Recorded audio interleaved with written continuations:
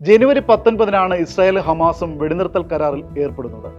42 ദിവസത്തിന്റെ ആദ്യഘട്ടം. കരാറിൽ ഉറച്ചു നിൽക്കുമെന്ന് ഇരുപക്ഷത്തിന്റെ ഉറപ്പ്. രണ്ടാം ഘട്ടത്തിൽ ഇസ്രായേൽ ഗാസയിൽ നിന്ന് പൂർണ്ണമായും പിൻവാങ്ങുകയും യുദ്ധം ശാശ്വതമായി അവസാനിപ്പിക്കാൻ പ്രതിജ്ഞാബദ്ധരാവുകയും വേണം. പകരം ഹമാസ് എല്ലാ ബന്ദികളെയും മോചിപ്പിക്കണം. എന്നാൽ വ്യവസ്ഥകളിൽ മാറ്റം വേണമെന്നാണ് ഇസ്രായേലിന്റെ പുതിയ നിലപാട്. പലസ്തീൻ തടവുകാരെ വിട്ടയക്കുന്നതിന് പകരമായി ഹമാസ് ബന്ദികളെ മോചിപ്പിക്കുന്നത് തുടരണം. പക്ഷേ യുദ്ധം അവസാനിപ്പിക്കാനോ സൈന്യത്തെ പിൻവലിക്കാനോ ഇസ്രായേൽ തയ്യാറായില്ല. വെടിനിർത്തലിന്റെ ആദ്യഘട്ടം കഴിഞ്ഞതോടെ ഇസ്രായേൽ നിലപാട് പുറത്തെടുത്തു. ഗാസയിലേക്കുള്ള മാനുഷ്യ സഹായങ്ങൾ അത്രയും തടഞ്ഞു.